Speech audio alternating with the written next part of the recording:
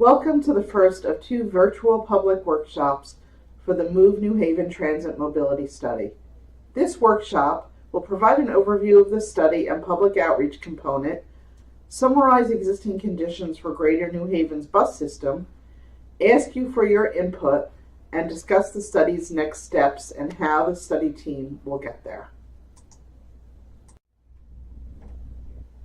Why conduct a Move New Haven Transit Mobility Study? Travel patterns have changed since CT Transit New Haven was introduced in the 1970s. Since then, the population has increased throughout Greater New Haven. The travel patterns between employment, educational opportunity, and home have changed. Thus, there is a need to modify the transit network.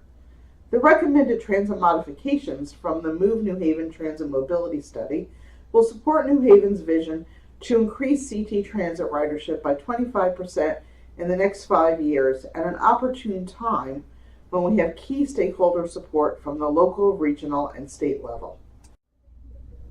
Project goals. The study's goal is to build upon existing bus service by improving connections to employment and educational institutions, to upgrade quality of service and operating efficiency for all riders, increase CT Transit New Haven ridership, provide an integrated multimodal network, and develop a fundable project with public support. Study overview. We are now in phase 2 of the study with phase 1 completed. Data collection, the purpose and need statement, phase 1 public outreach, peer agency review, and existing conditions evaluations tasks are complete.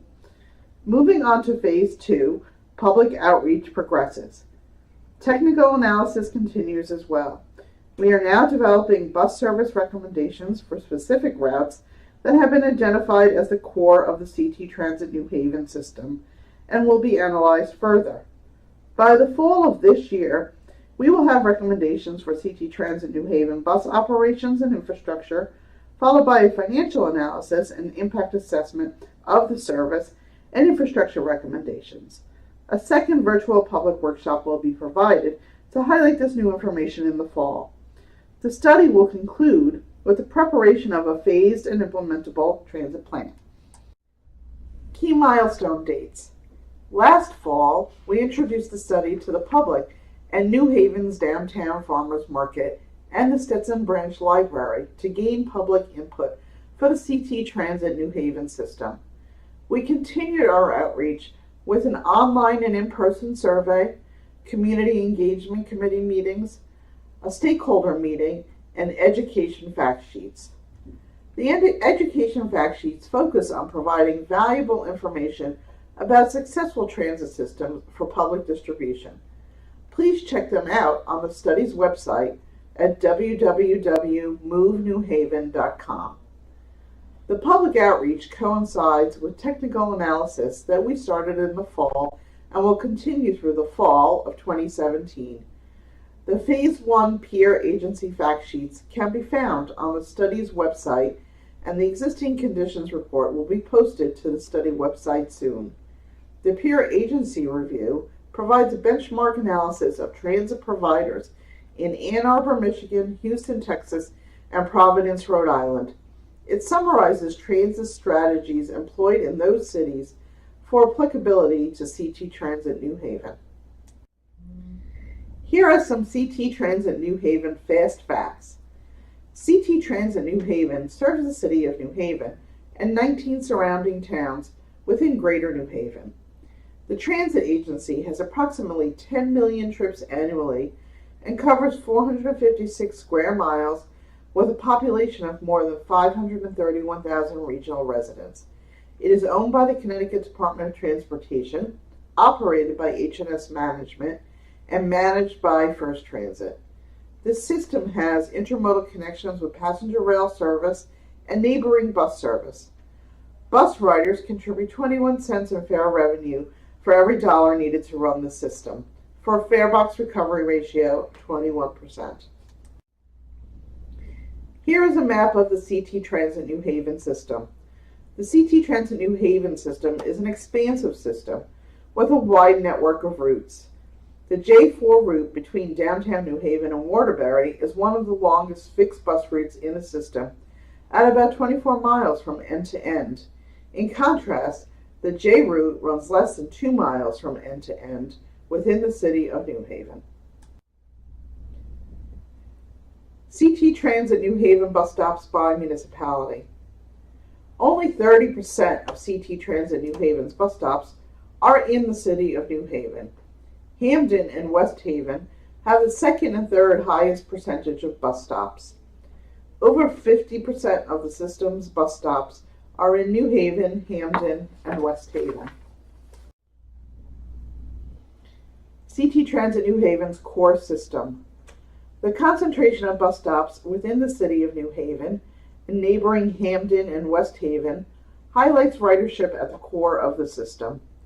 This map shows CT Transit New Haven as a radial hub and spoke system, with one hub at the downtown New Haven Green.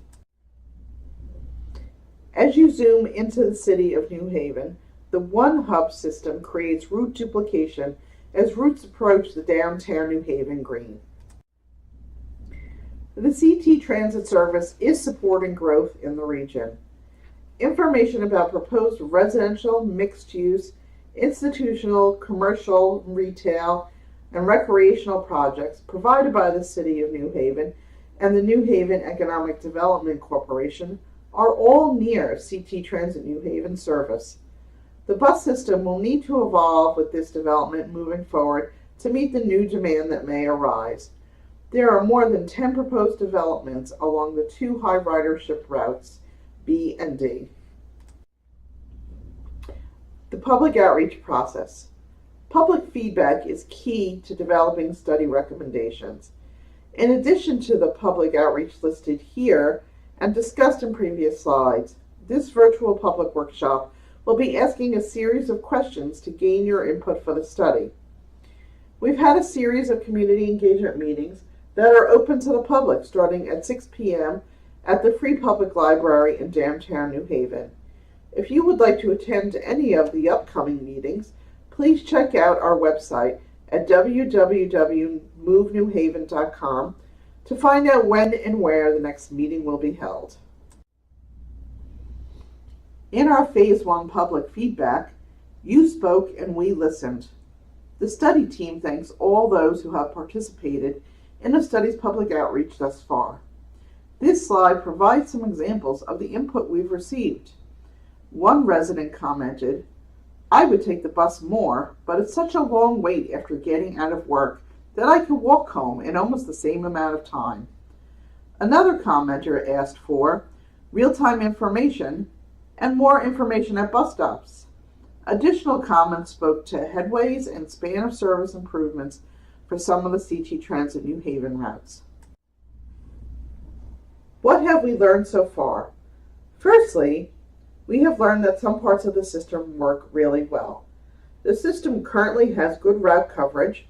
Most weekday routes run from 6 a.m. to 10 p.m., and the high ridership routes have service every 15 minutes or less. But there is also room for improvement.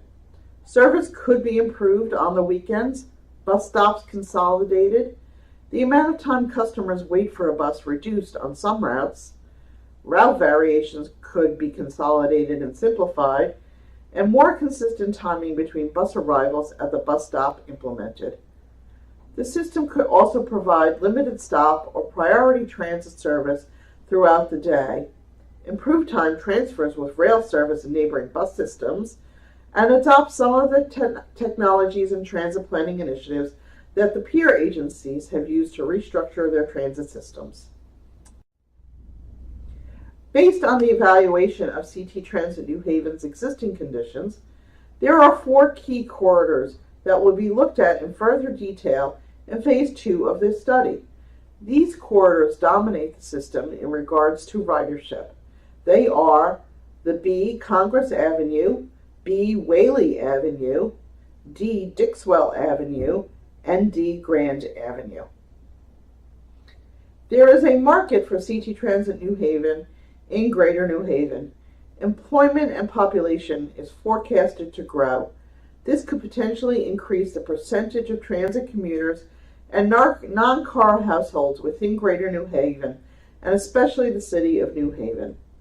The city already has a higher than average rate of transit commuters at 12% and no-car households at 29%. In addition, 6 of the 20 municipalities that are served by CT Transit New Haven are environmental justice communities. These are municipalities that have census block or neighborhoods with 30% or more of the population consisting of low-income persons who are not institutionalized and have an income below 200% of the federal poverty level. These populations tend to be transit dependent.